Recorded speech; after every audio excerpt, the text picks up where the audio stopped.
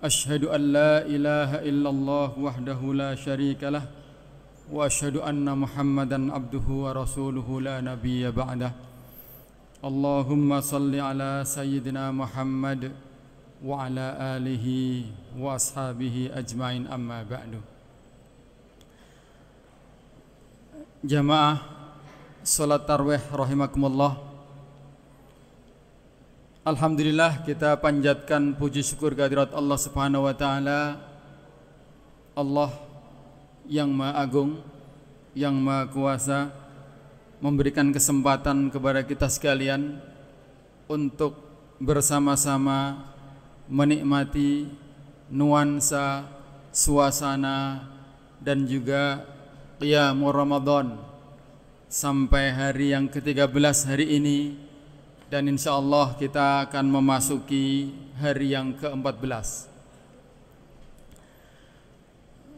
Semoga perjalanan Ramadan kita yang 13 hari ini Allah terima, Allah kabulkan, Allah jadikan sebagai pemberat mizan hasanat kita, dan Allah jadikan sebagai penguat keimanan kita sampai nanti kita menghadap kepadanya.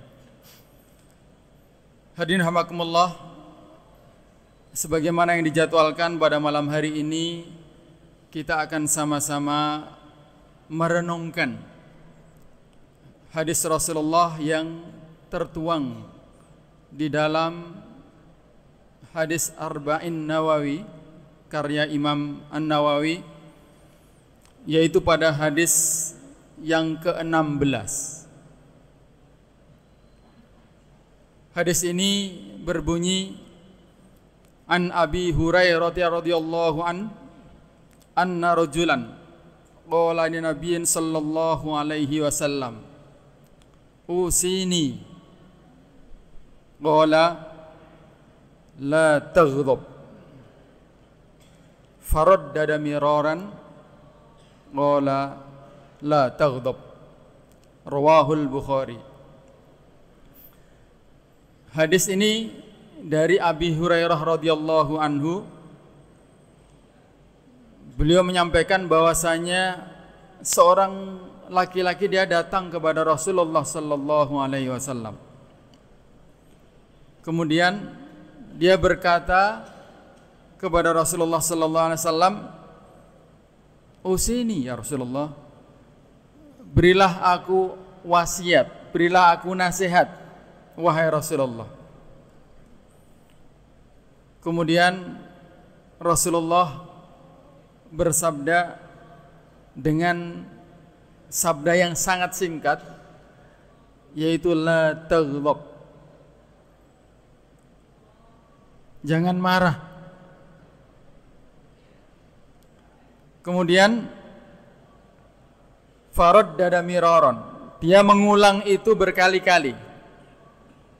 Apalagi ya Rasulullah? Nasihatilah aku, wasiatkanlah kepadaku ya Rasulullah. Maka Rasulullah selalu menjawab dengan mengulang la taghdab, jangan marah. Hadis riwayat Imam Bukhari.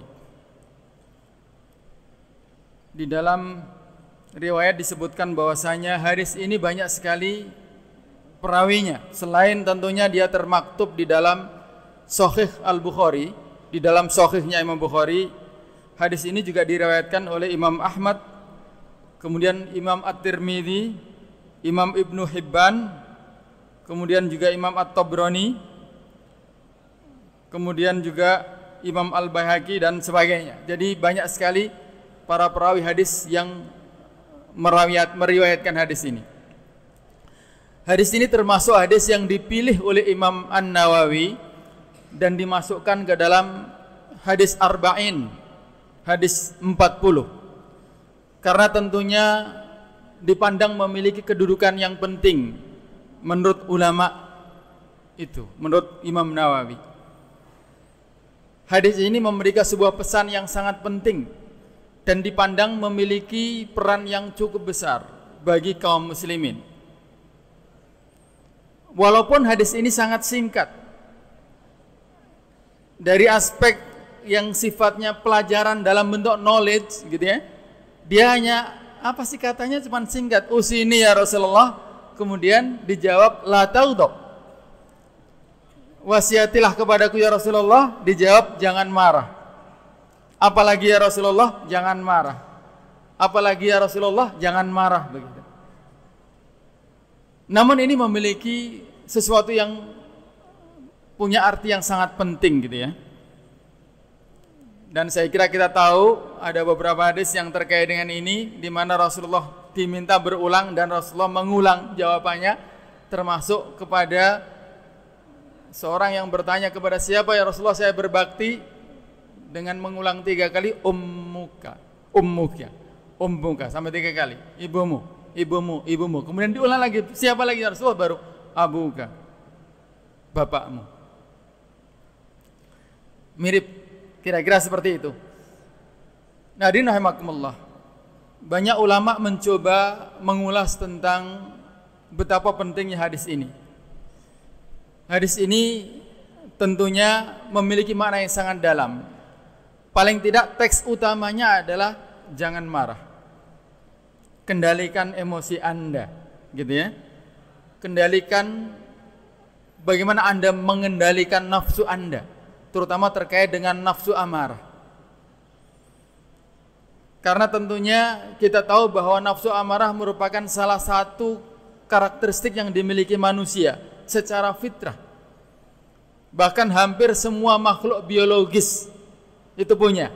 Dan ini menjadi sifat dasar secara biologis.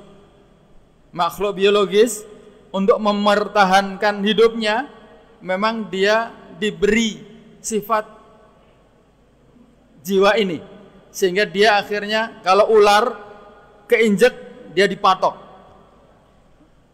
Kalau dia tidak diapa-apakan mungkin enggak, tapi ketika diganggu dia akan marah, dia akan menyerang, karena eksistensinya dia akan terancam, kira-kira begitu secara biologis. Namun kita tahu bahwasanya manusia adalah makhluk biologis yang berbeda. Bahkan Allah sendiri mengungkapkan walaqad karramna bani Adam, dan sungguh kami muliakan Bani Adam, dimuliakan dari seluruh makhluk Allah yang lain. Dan Bani Adamlah yang kemudian diberi amanah oleh Allah Subhanahu wa taala. Dan oleh karena itu maka ini adalah salah satu pesan. Yang pesan itu supaya berbeda dengan makhluk biologis yang lain, yaitu jangan marah. Hadirin rahimakumullah. Saya yakin kita semua mengalami, merasakan apa itu marah, tahu. Enggak ada orang yang enggak ada yang marah gitu ya, pasti marah. Ya walaupun mungkin orangnya penyabar, kadang-kadang ditoel temennya atau digodain gitu, marah tiba-tiba begitu ya. Sehingga memang marah ini adalah merupakan sifat tabi'i.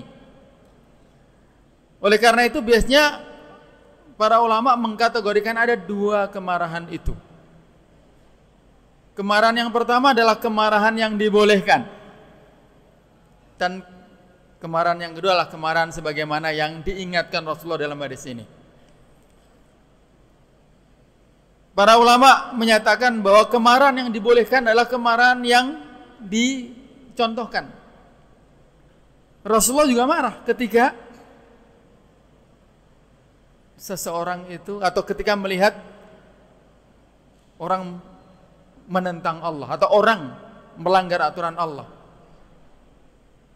Sama seperti Allah disebut sebagai Al-Ghar. Allah itu juga punya kecemburuan. Dan cemburunya Allah itu apa? Adalah ketika dilanggar aturannya. Cemburu. Namun kemarahan yang dilarang adalah kemarahan yang menyangkut individu, menyangkut pribadi. Bahkan kadang-kala kita berbicara harga diri, merasa direndahkan. Anak kecil kok merendahkan anak orang tua gitu. Ya namanya anak kecil kan tidak tahu kan begitu. Ya yang salah mungkin kok yang merasa direndahkan kan gitu. Ketika itu menyangkut individu, menyangkut pribadi, Rasulullah dan juga para sahabat nggak pernah marah. Dalam riwayat pernah dikatakan, pernah disampaikan bahwa Umar bin Khattab suatu ketika masuk ke dalam masjid. Ada yang tidur dan keinjek. Namanya juga lampunya mati, gelap-gelap. Yang diinjek marah dan sumpah serapah kepada Umar. Umar pada saat itu menjadi khalifah. Ya Umar tahu, oh ini orang karena nggak tahu, oh udah nggak apa-apa. Dia nggak marah. Tidak, kamu tahu siapa ini yang kamu sumpah serapah? Bukan begitu. Karena menyangkut individu. Dan barangkali kita tahu tentang kisah masyhur Ali karramallahu wajhahu ketika beliau sedang berperang dan mau membunuh seseorang dan dia diludahi. Dan dia tidak jadi membunuh dalam rangka apa? Saya khawatir karena kemarahanku lah yang membunuh kamu, padahal membunuh ini karena memang dalam sebuah peperangan yang diperintahkan. Tapi ketika itu adalah karena emosi personal yang direndahkan karena diludahi, dia nggak jadi membunuh. Nah, oleh karena itu para ulama sepakat bahwa dalam konteks yang sifatnya individu, maka kita dilarang, kita diminta untuk mengendalikan amarah kita. Dan Ramadan adalah merupakan salah satu bentuk itu. Hadirin rahimakumullah. Kalau kita renungkan, kemarahan memang seringkali menjadi bencana. Bencana ketika sopir itu marah gara-gara didahului. Yang dahului mobilnya mobil kecil, dianggap lebih